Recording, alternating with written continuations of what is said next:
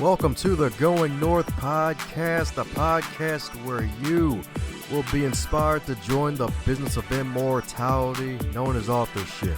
I'm your host, certified self-leadership trainer, member of the Maxwell Leadership Team, and best-selling author of the book, Stay the Course, Dominic Dom Brightman. And you're going to be getting some tips and techniques to advance yourself coming up next.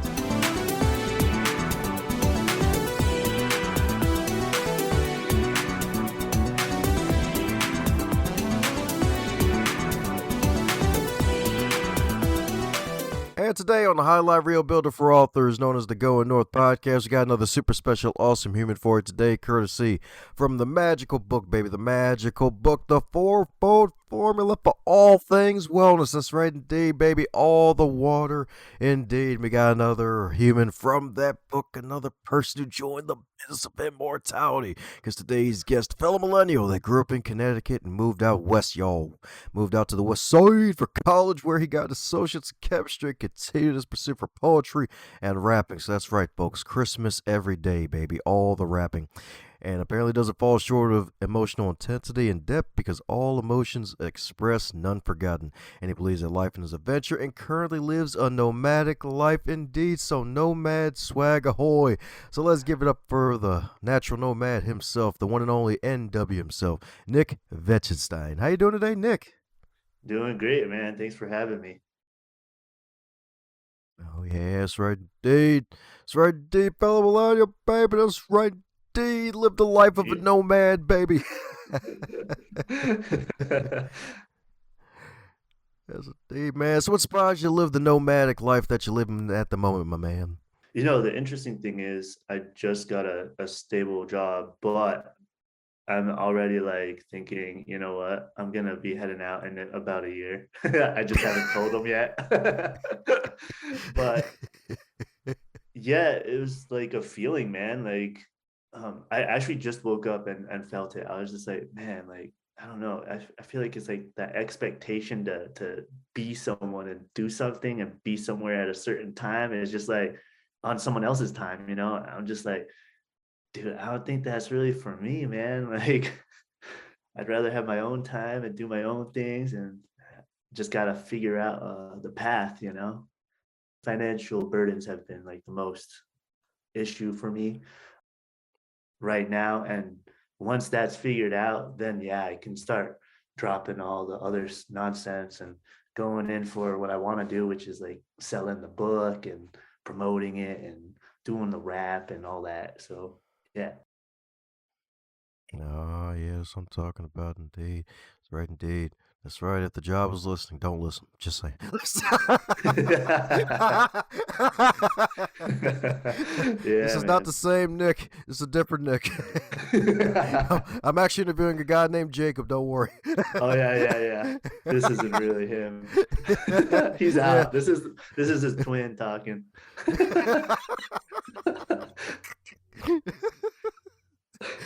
Oh, man. So my goodness, man. So rap, man. What got you interested in rap, man? Did you just wake up in the womb and just was busting rhymes? Like, what happened, man? Honestly, it was a continuation off of poetry. I started with poetry and I slowly wanted more challenges. And one of those challenges were, well, can I write to a song? Because putting words to a song is definitely a challenge, you know. I had trouble at first, and the words weren't coming out right, and they were just kind of I mean, it was just like whatever, you know, like just messing around, playing around, but it didn't really come together till I finally found like a beat style that I liked, and I was like, oh man, this is so different. Let's go for this, you know. And so like all you'll notice like all my beat selection when you hear my songs, you know, are just like very different from the majority. Oh yeah, that's right indeed. That's right. Even got the classic flow for some of them. That's right indeed. Seeing a couple of the IG reels. That's right indeed. Man be Nice. spitting. That's right indeed. This man writing and spitting. There you go. That's right, indeed. like a llama almost, except you don't write. Like got the spitting part down though. There you go. That's right indeed. That's right indeed. Sweet. So was poetry in the family, or were we the first one to pop out with the poetry Man, pen? yeah, I think I was the first one, to be honest. I don't know why.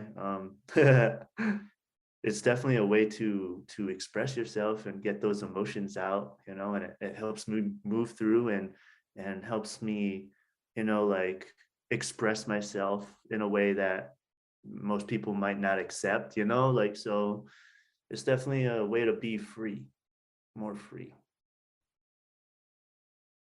Oh yeah, that's right indeed. That's right indeed. That freedom, y'all. That's right indeed. That's right indeed. But the name of the game is to be paid. That's right. I know, right? Paid for what you do, like yeah. It's all good though. I'll figure it out. Oh yeah, that's right indeed. That's right indeed. The whole 36, 26, 40. That's right indeed. All the figures. That's right indeed. That's right indeed.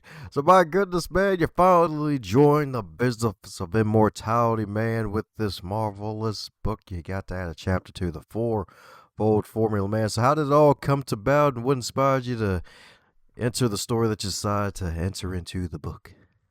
Honestly, I was just putting down thoughts for a moment, and I actually gave Peggy a really intense write. And she was like, okay, well, this has a lot of swears, and I was like kind of pissed off at the time, so it came out very abrasive, and she was like, well, maybe this isn't the best one for this, and I was like, okay, yeah, yeah, I hear you, like let me like dial it back a bit and try to figure out what needs to be said in a more entertaining light, as well, so that people can actually like are brought in to want to read it, not just like uh plain Jane, what's the story, like throw in some uh symbolisms and just abstractions, connected to different things, so have fun with it. But the question was, you wanted to know what made me write specifically that about like anger, right? Yeah, man. Yeah, honestly, it was probably at the time, it was very in the now, I recently got really pissed off, I know I had a lot of anger in the past, and so I was like, well, except for the fact that every time I was getting pissed, I would learn something about myself, and so then I was like, I think that's great to put down, because not only do we rarely speak of anger, like it's like not accepted to just be screaming at the top of your lungs in the streets, everyone will freak out and call the cops and stuff like that, and you better start running, man. That's what you should say when someone gets mad, just like, oh bro, you better start running, the cops are right behind you. Like someone's gonna call. But yeah, with all things said, I think it needed to be spoken of, and I feel like I'm a good one to do it because I have been entrenched in it for so long. I feel like I have a lot of experience with this emotion that I feel not many people wanna feel fully, like I mean I say like I like freaking smash the walls and stuff like that. Like I get pissed, when I'm pissed. It scares people. So yeah. And I guess it's also because I want people to know where I'm coming from. Like I'm not gonna like harm you no matter how pissed off I get. So there's a difference that you could see. There's still control, which is weird, you know. That's true indeed. It's gold indeed. Yeah, because I mean, it is kind of hard for folks to believe, especially if you're punching holes in doors. No. They're gonna be like, if they just met me, they'll be like, no, this guy's whack. I can't be around this fool. Instantly gone.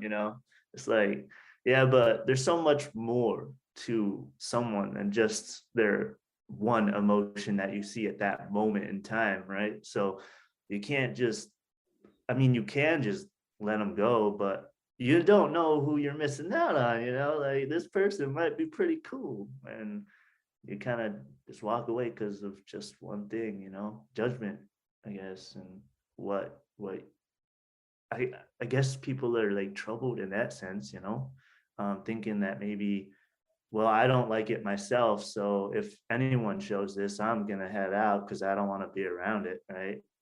I mean, that's how I feel sometimes around my family. But yeah. Yeah, man. You actually said something pretty interesting too. You mentioned how every time you get angry, it actually learns something new about yourself. So, what would you Yeah. probably consider the one of the greatest gems that you got out of learning from your anger, my man? Whoo-hoo. I gotta remember, but man, that last one, I know that that last one was really good for me, even though it's like it's like destructive as hell, man. I mean, one of them, very basic put, it tells you where you're at, it taught me boundary, like, hey, you need to start setting your boundaries, right? Because you're letting people step over it and you're not holding that ground. You're just allowing, and that's causing that bubble to keep coming up until it bursts, So that was one of them. Now, that for me personally is very difficult because I had a family that was more open into like just being able to say and talk whatever they want and not really having boundaries for each other, So I didn't really learn it when I was young. But yeah, everyone got their struggles, and at least I know it. So it's an improvement, it's moving forward, and now I just need to take the next step. So yeah. Oh, yes, right indeed. That next step, indeed.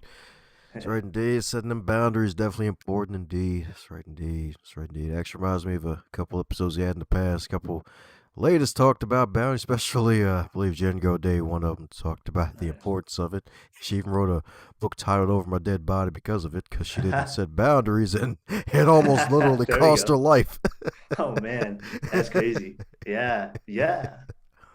And honestly, I want to say that's where I'm thinking like that's maybe where insanity comes from. It's just like you didn't hold your ground. You just allowed people to kind of roll over you and you finally snapped and you can't come back. You're just like labeled insane, So it's like a repetition, a repeated offense that they don't recognize, or they don't know what to do, or they don't want to. I don't know. Because honestly, like I was feeling like I was about to snap, but because I recognized it, I was just like, that's interesting, like it's repetition of these boundaries being broken for yourself. Eventually, it'd be nice to let those boundaries go because you have so much strength and so much internal like tenacity, I guess you could say, that it won't really matter what anyone says no more. Oh, yeah. That's right indeed. That's right indeed. So, my goodness, man. So, would you still consider yourself more metaphorically as the Hulk if you were pictured as a superhero? And I want to say I don't know, man. Like I haven't exploded in a while. It's been a couple months, but I'm hoping that was the last episode, man, because I'm trying to move forward and trying to figure out ways to change what I'm doing, man. Like this recently, like the job, for instance, getting that is like this is like boom explosion for me because I have to be on time. I have to like set up the bed. I gotta make sure I eat my food. There's like this structure that I never really had before, and that's like a complete 180 from where I was before. So it's just like going on this different path, seeing what it's about, and just trying to experiment with it. See how my mind takes it. So let's hope that I'm not the Hulk no more. Like, and I think by addressing this 180-degree turn, that Hulk will kind of get pushed away because I won't have to worry, like not pushed, like, oh, I'm pushing it to the back. I won't worry about it. No, no. It's more like I've just dealt with everything that needs to be dealt with. Boundaries, money, anything that I need to somehow get my mind to settle down with, you know. So for instance, the money thing. I'm getting money now, but when I wasn't, you know, I was trying to like really go down in my mind and be like, dude, like it's all right. I understand what society expects of me, and I'm not there right now, but that's okay, you know. So yeah, uh realizing that and just trying to allow it to just don't worry about it, man. Like it'll all work out at the end. That kind of mentality helps it a lot. 'Cause yeah, man, it's definitely true, especially nowadays, where especially some folks who aren't completely aware of how things are be like, oh yeah, when I was 30, I was married and a freaking out of house. Where it's like nowadays, it's like a house, depending on where you are in the freaking country, you're looking at $500,000, Yeah. and inflation, like you're gonna need Yeah. 3 balloons inside of the one balloon. Yeah, right. Oh man. Just like pop, pop, pop, pop. Oh, there's a couple extra down there. You know. Yeah. Exactly. It's like, hey, the waistlines be expanding, baby. And ain't talking about the COVID Yeah. 21 either. Yeah.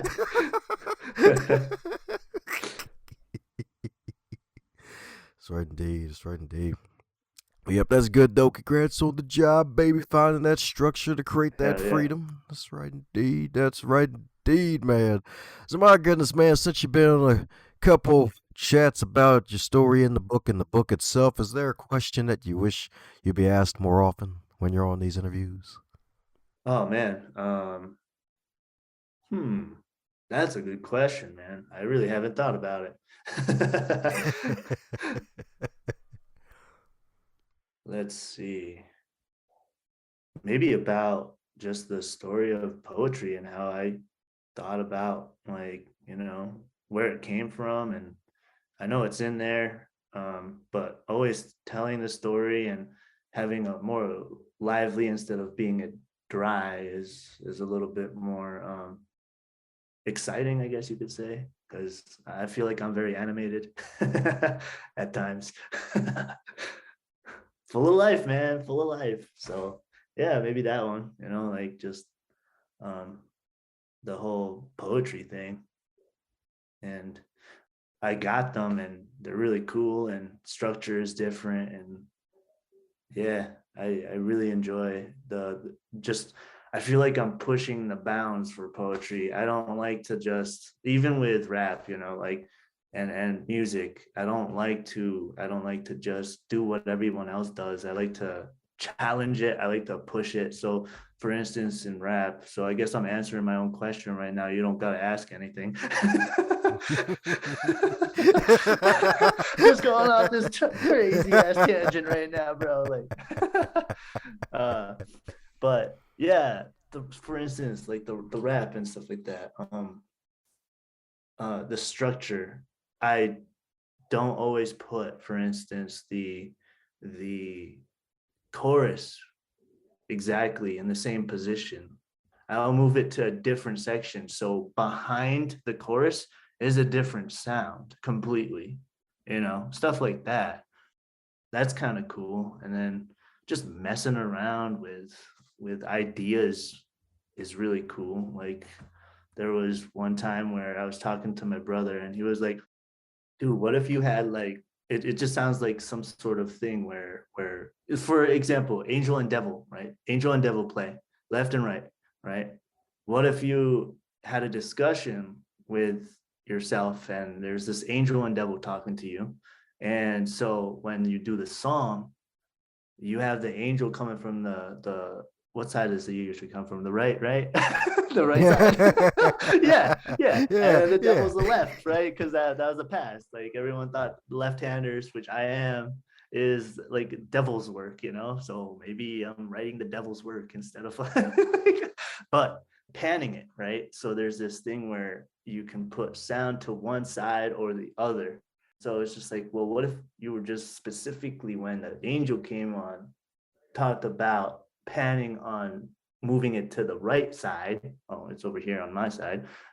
But then when the devil came, it was the other side, right? And then you have this weird kind of dialogue going on in this song where you're hearing something from this side, but then you're also hearing it from that side. And then it's just like when you feel like you're centered, then you can put it in the center, like obvious things like that. But no one really thinks about it, but it's fun to mess with, like it's kind of stuff like that.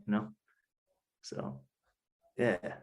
I guess that's the kind of stuff I like getting asked is more like, okay, well, bounds to poetry, bounds to like rap. How are you breaking them?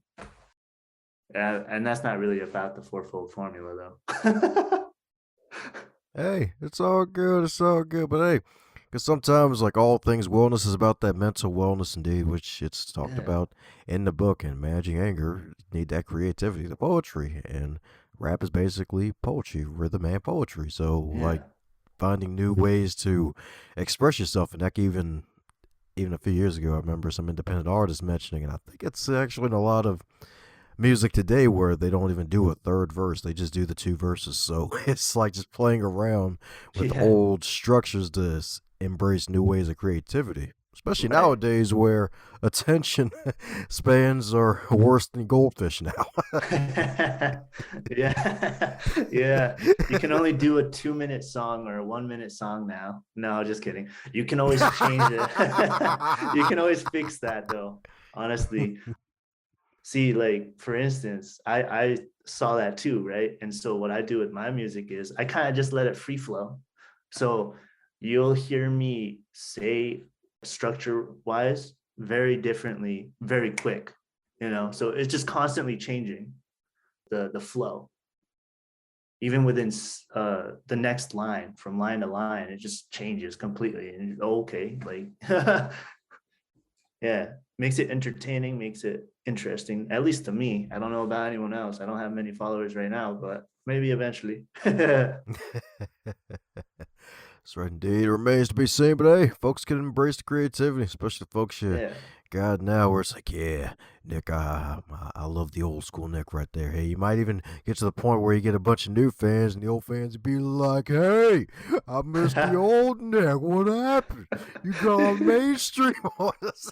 yeah, right. Mainstream, man, dude. I don't know if I'm ever gonna go mainstream because just unless my ideas all of a sudden, unless the world's aspect of mainstream change, I think that's when you become mainstream. Because I'm not gonna change myself. If everyone wants to like dial into it, like that's cool, man. Because I feel like a lot of people are hurting, a lot of people are feeling something that needs to change, and there it is for you, right? You just change it the way you look, right? Like so instead of talking about sex, drugs, alcohol, beer, houses and cars, like what if you just started talking about like stuff that mattered a little bit more? I know that people don't know, maybe they don't understand that that's what it is right now, right? They're young and they think that's what it's about, but later on they'll know like,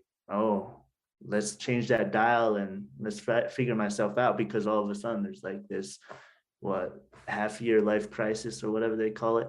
The crises, man, like that shouldn't happen, but everyone's so focused on what they're doing now, they kind of forget about some other things off to the side, and they don't deal with it, and then all of a sudden it gets bigger and bigger and the buildup just hits them hard.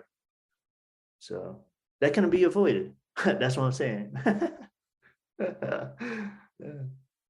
Yeah, man, definitely true, man. Because you're so right about that. Because it's a lot of different things going on nowadays, and heck, even midlife crises are now kind of like the quarter life crisis now for 25 year Yeah. olds, depending on what it feels like with certain people. Thanks to Yeah. technology and social media and the darn comparison gap a lot of us fall into. Interesting. Yeah. Yeah. But yeah, man, it ain't about comparison. It's about that compensation, indeed. Sometimes compensation involves food. So my goodness, so if Right. this fourfold book, the fourfold wellness formula, if it was a food, what would it be and why? Man, fourfold formula. It just sounds like a pizza, man. Yeah. Honestly, Yeah. with your most favorite toppings, it doesn't matter. It's individually based, right? So you go to a pizza and it's like this custom pizza that it's like a genie, man. Like you rub it, just make a wish for what kind of toppings you want on this pizza, and then all of a sudden you get it, and you're just like, oh my god, this is wholesome. Like unless you don't like pizza, then it's whatever you want. But honestly, Yes, indeed. That's right, indeed. That's right, indeed. That pizza, y'all. That's right. It could be pineapple if you want it to be. Go in the forbidden zone. I know forbidden zones, man. Like say peach, man. Say peach. Like say Oh. banana. I'll have mine with peanut butter, please. Like Now that's a crazy. new one, Pete. Peach on pizza. Now that's a new one. My goodness, though, that one might throw a lot of people off. Folks will be like, "All right, Yeah. okay, we finally found the hard line. No, no, we're not doing it. Nope." You just hear the pineapple crew be like, "All right, pineapple's good. We're not going to the peach. We're not going to the other pea fruit here. Nope, nope. Yeah, Only right. one, only one pea fruit per pizza here." Yeah, I bet they have to label it differently, and that'll just irritate people, like I have to put two P's or a P and E, a lowercase e for peach and a PI or something for pineapple. The next thing you know, if you put all those topics on, you're just having to write every single thing out, like pineapple, PINE, like the whole word. I'm surprised George hasn't done a peach pizza yet. Huh. Now to think about Yeah, right. it. Uh, maybe they have. I don't know. I haven't been down there long enough to do all those hole in the wall, interesting like fusions. That's where you're gonna find it, right? Fusions, just like this oddity of a parlor or a restaurant that just does all these crazy things, but still ends up being amazing. Oh yeah. Oh yeah. I mean, hey, if they can turn literal bugs into candy, I'm sure they can probably put peach on pizza. And I'm not even joshing you. That's a legit thing. I was heading down to Florida, went to a stop, Peach World. There was this random like candy covered insects. I'm like, y'all really selling this to people, and people are actually like, okay, all right, well, I think I need to just use this bathroom here and turn around. Oh god. Uh,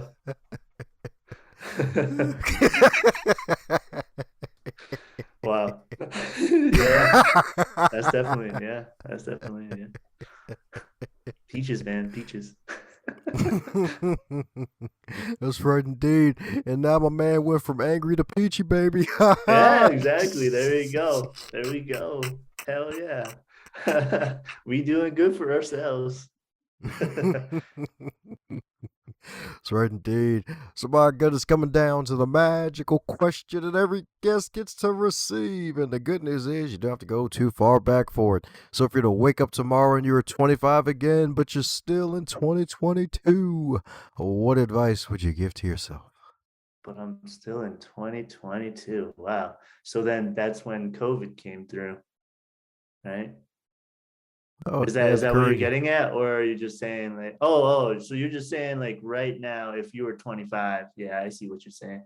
Man, if I was 25 and uh I actually was asked this before, and what I said was, you're doing all right, kid. Keep it going.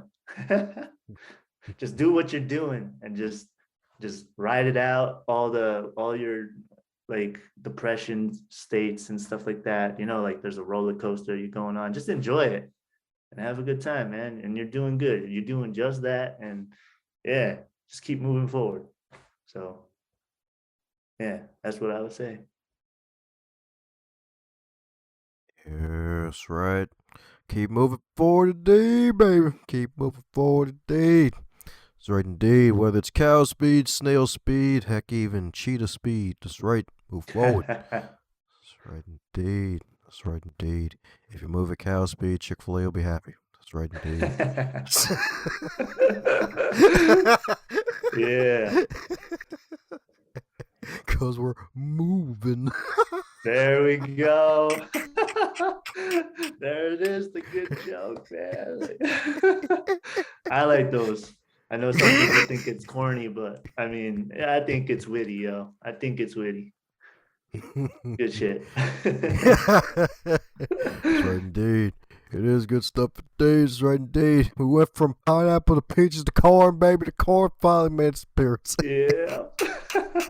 Just took us on a journey, man. That's usually how it goes, right? That's life. A That's right. journey. That's right. And now we're cobbing.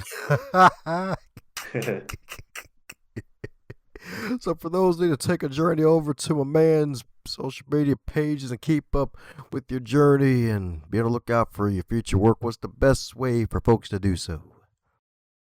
And probably YouTube. I got some music videos up there and they're shorts right now, but eventually I want to make a long. Now, that being said, I know that I'm just gonna do things at my pace and at my time. So if people don't like that, then yeah, you don't have to follow. But if you're there, that's cool, man. That's cool. Because tools, and more tools. As long as you have a lot of tools, you'll know when to use what for what situation, and you're gonna be getting off that roller coaster much faster. So, but the I would say YouTube. So YouTube, and then you can type in the big decipher. So it's DE and then BIGDECIPHER. If you put that into YouTube, you'll find my channel, and that's where you can find me. That, and then there's also Instagram. Same, I believe it's the same code over there. And my poetry account is Hydrokinetics, HYDROKINETIX, and poetry. And yeah, I just put down some things that I'm learning as I go on. That's what people like the most, I found. It's interesting, man. I was doing poetry, but it turned out to be more of a place where I can put down what I'm learning, insights for other people, and they're really taking a liking to that. I'm finding when I put it down on stories, so only 24 hours, I got a lot of people showing up. So yeah, it's cool, man. And I appreciate all that, all the followers, anyone who's coming along with the ride after this. And yeah, so that's where you can find me. Woohoo! Well, there you have it, folks. Gonna put a link to all that good stuff in the show notes indeed. Follow them on the IGs and the YouTubes. You can see you on the tube, aka the Nick. You can see him on the tube, y'all. That's right, indeed. It ain't the boob tube no more, baby. It's all online. That's right, indeed. Nice, nice. Yep, yep. That's right, indeed. No areolas here, just the YouTube. That's right. Well, before any more rabbit holes appear, any parting I know, word right? before we close up shop, my man? Yeah, man, like the rabbit hole, we're gonna just take another hour or so right here, and I was kidding. We're gonna dive deep, bro.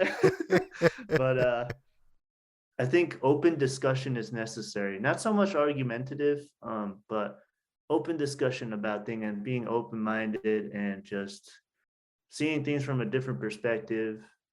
It's it's been an eye-opening, and I'd hope that other people would take that journey as well, because the more rigid you are, the more likely you are to break, right? So I consider like a twig, right? If you have this twig or a branch or something, and you bend it, like, what's that bend until it snaps, right? So the less rigid you are, you have more flexibility, and you won't snap, you won't break. You're gonna be as strong as like a Knox or something. I don't know. But